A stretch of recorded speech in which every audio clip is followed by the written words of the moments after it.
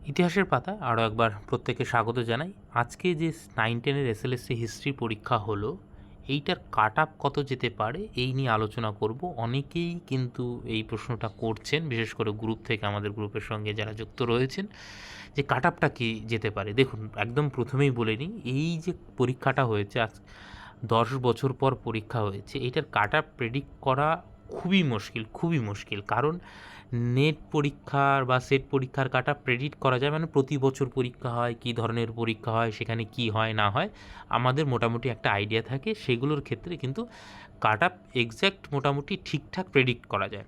কিন্তু পরীক্ষা হচ্ছে 10 বছর পর, কাট আপ অনেক কিছুর ওপর ডিপেন্ড করে। কী ধরনের ক্যান্ডিডেট এখানে অ্যাপিয়ার করছে, প্রশ্নের মান কীরকম হয়েছে, প্রশ্ন কোথাও কোনো কম্প্রোমাইজ হয়েছে কিনা, বিভিন্ন বিষয়ের ওপর কিন্তু কাট আপ নির্ভর করে।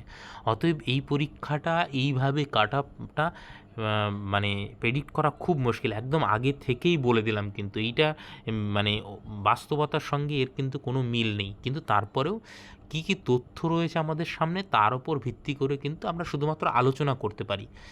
একদম এইটা নিয়ে কিন্তু আপনারা কোনোভাবেই ভাববেন না যে এই রকমটাই কাট আপ যাবে। অনেক কিছু ওলটপালট হতে পারে। কোথায় কি হয়েছে আমি নিজেও জানি না, আপনারাও জানেন না। তাই বলবো, আপনাদের একটা কর্তব্য, সেইটা হচ্ছে যে আপনারা কত স্কোর করেছেন এবং আপনার ক্যাটাগরিটা কত, সেইটা যদি কমেন্ট সেকশনে বলেন, পরবর্তী সময় যখন ফাইনাল অ্যান্সার কী দেবে, তখন কিন্তু কাট আপটা আরও ভালো করে প্রেডিক্ট করতে পারবো। এইবার দেখুন, কয়েকটা বিষয় আমি বলে দিই। প্রথমত হচ্ছে ক্যাটাগরি ওয়াইজ এই আনরিজার্ভ টোটাল সিট রয়েছে, আপনারা দেখেছেন যে সিট দিয়েছে ক্যাটাগরি ওয়াইজ 531টা। এইবার ভাইভাতে কতজনকে ডাকবে? 1.6 ইন্টু ডাকবে, তো তাহলে এই 531কে যদি আমি 1.6 দিয়ে গুণ করি 850, অর্থাৎ ন্যূনতম 850 জনকে ডাকবে ভাইভাতে আনরিজার্ভ ইউআর ক্যাটাগরি, মেল ফিমেলে। এইখানে মেল ফিমেল ভালো করে ক্যাটাগরিটা খেয়াল করুন, ঠিক আছে?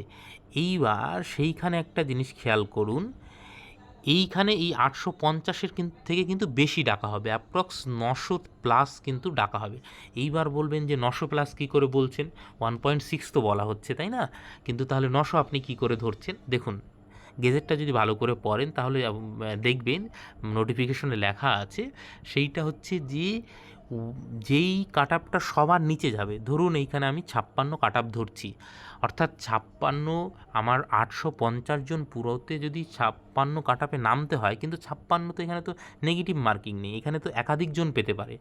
ধরুন মানে 840 জনকে 57-র ওপরে পেয়েছে। এইবার 56তে এসে আরও 30 জন, 40 জন, 50 জন, 60 জনও 56 পেতে পারে। তাহলে এই 580 ক্রস করলেও লাস্ট যে কাট আপ, সেইখানে প্রত্যেককেই ডাকা হবে। সেই জন্য কিন্তু আমি এখানে 900 ধরেছি।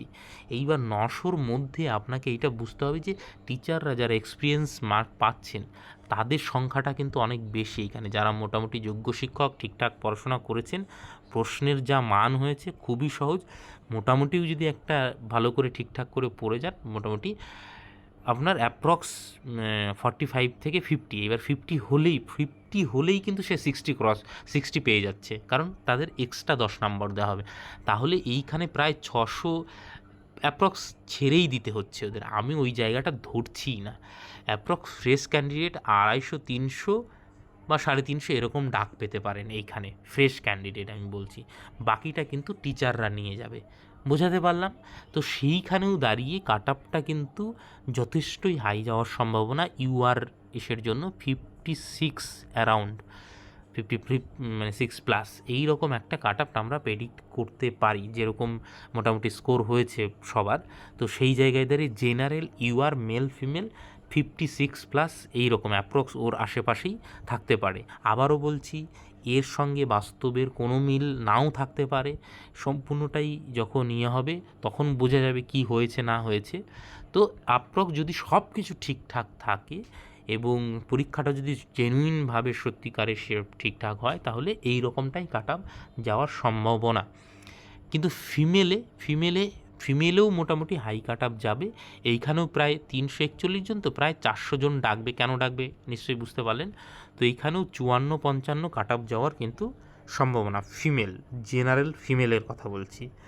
এইবার আসি এসটিদের মোটামুটি 222+, মানে এইখানে ধরুন মানে 222+ বলেছি, 122+, মোটামুটি 150 জনের মতন ডাক পাবে। এইখানেও এসটিদের 48 থেকে 50 এইরকম ফিমেলে কাট আপ যাবে, মেল ফিমেলে।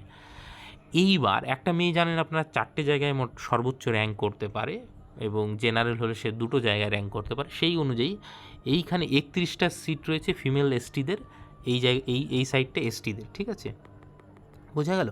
তো এই জায়গায় আপনারা মোটামুটি 45 থেকে 48, এইবার আপনারা যদি নিজের কাস্ট মানে ক্যাটাগরি উল্লেখ করে স্কোর করেন তাহলে আর একটু অনুমান পাওয়া যায়। আর যাদের দেখছেন সবাই মোটামুটি, যারা ভালো স্কোর করেছে সবাই মোটামুটি কমেন্ট করেছে, কিন্তু যারা একটু লো স্কোর করছে তারা কমেন্ট করে না, এই জন্য আরও একটু বুঝতে অসুবিধা হয়, কিন্তু মোটামুটি বোঝা যায় যে হায়েস্ট স্কোর কত যাচ্ছে। এইবার এসসিদের ক্ষেত্রে দেখুন, এসসিদের ক্ষেত্রে সিট সংখ্যা অ্যাপ্রক্স আপনার ডাকবে হচ্ছে 428, তো মানে 500 জনের মতন ডাকবে মোটামুটি এসসিতে মেল ফিমেলে। তো সেইখানেও 48 থেকে 52 এর মধ্যে মোটামুটি এই রেঞ্জের মধ্যে কাট আপ থাকার সম্ভাবনা। আর ফিমেল এসসি ফিমেলদের 172, তো মোটামুটি 200 জনের মতন ধরুন ডাক পাবে, তো সেখানে 46 থেকে 48 এইরকম একটা কাট আপ যাওয়ার সম্ভাবনা রয়েছে। ওবিসির ক্ষেত্রে যদি দেখেন, ওবিসির ক্ষেত্রে 204, তো ধরুন 230, 40, 50 জন ডাক পাবে এরকম। সেখানেও ওই রকমই একটা, মানে খুব বেশি এসসি বা ওবিসির মধ্যে পার্থক্য হবে না, 48 থেকে 52। এই রেঞ্জটা আমি বেশিই রাখছি, কারণ সত্যি কথাই বলতে আপনারাও বুঝতে পারছেন যে এটা প্রেডিক্ট করা খুবই মুশকিল। যদি সব ঠিকঠাকটা হয়ে থাকে তাহলে এই রকম কাট আপটাই মানে যাওয়ার সম্ভাবনা, যতজনকে আমি কাট আপ মানে স্কোর দেখেছি বা এই করেছি সেই অনুযায়ী। আর হচ্ছে ধরুন ওবিসি এফ ফিমেল ওই 46 থেকে 48 এইরকম একটা রেঞ্জের মধ্যে থাকার সম্ভাবনা। ওবিসি বির ক্ষেত্রে 90 জন হচ্ছে, 90টা সিট 144 জনকে ডাকবে, মানে 160, 70, 80 এরকম জনকে ডাকতে পারে, মানে লাস্ট যে কাট আপ হবে সেখানে যতজন ওই মার্কটা পাবে ততজন কিন্তু ডাক পাবে, বোঝা গেল? প্রথমেই বলে দিয়েছি। তো এখানেও ওই 48 টু 50, 51 টু এরকম যাবে। এবং আপনার যদি মানে ফিমেলের কথা ধরি আমরা, তাহলে এইখানে মানে 46 টু 50 এইরকম একটা কাট আপ যাবে, কারণ মেয়েদের কাট আপটা একটু নাম থাকবে। এবং যারা ক্যাটাগরির ফিমেল রয়েছেন তারা কিন্তু সর্বোচ্চ 4টি জায়গায় র্যাঙ্ক করতে পারবেন, ঠিক আছে? তো সেক্ষেত্রে মেয়েদের সম্ভাবনাটা একটু বেশি থাকছে তুলনামূলক। এবং ইডাব্লিউএসদের কিন্তু সম্ভাবনা, যারা সার্টিফিকেট বের করতে পেরেছেন খুব ভালো, সেইটা হচ্ছে যে 127টা সিট রয়েছে, 204 জন, তো 230, 40, 50 জন এরকম ডাক পাবে, মোটামুটি 250 জনের মতন। এবং সেইখানে কারণ এইখানটায় যেহেতু টিচার ঢুকতে পারছে না, সাধারণত টিচাররা ইডাব্লিউএস বের করেনি, তো সেই জায়গায় দাঁড়িয়ে এই কাট আপটা, ইডাব্লিউএসের কাট আপটা কিন্তু অনেকটা নামবে, ছেলেদের ক্ষেত্রেও মেল ফিমেলের ক্ষেত্রেও 46 টু 50 এরকম। এবং মানে ফিমেলের ক্ষেত্রে ওই রকমই, মানে 45, 6এও কিন্তু ডাক পেতে পারে। তাহলে মোটামুটি ওভারঅল একটা ধারণা দিতে পারলাম আশা করি। আপনারা অবশ্যই আপনার ক্যাটাগরি মেনশন করে, আমি অ্যান্সার কি দিয়ে দিয়েছি আমাদের টেলিগ্রাম চ্যানেল, কমেন্ট সেকশনে লিঙ্ক দেওয়া থাকলো, সেইখানে গিয়ে অ্যান্সার কিটা মিলিয়ে দেখতে পারেন আপনার কত স্কোর হচ্ছে, এবং সেই অনুযায়ী আপনি স্কোরটা আপনার শেয়ার করতে পারেন। তাহলে আপনারা নিজেরাই একটা ভালো পরিষ্কার ধারণা পেয়ে যাবেন যে কোন ক্যাটাগরিতে কীরকম স্কোর হয়েছে, এবং সেই অনুযায়ী কিন্তু আপনি একটা প্রেডিক্ট করতে পারবেন। এবং অবশ্যই শেয়ার করবেন ভিডিওটা, তাহলে যাতে সবাই স্কোরটা শেয়ার করে, যত সংখ্যক হবে স্যাম্পল সাইজ ততটা আরও ভালো করে বলা যাবে। নেক্সট আমি যখন ফাইনাল অ্যান্সার কি দেবে তখন কিন্তু একটা কাট আপের মোটামুটি তখন আরও ভালো করে বলা যাবে যে কত কাট আপ যেতে চলেছে, ঠিক আছে? থ্যাংক ইউ সকলকে।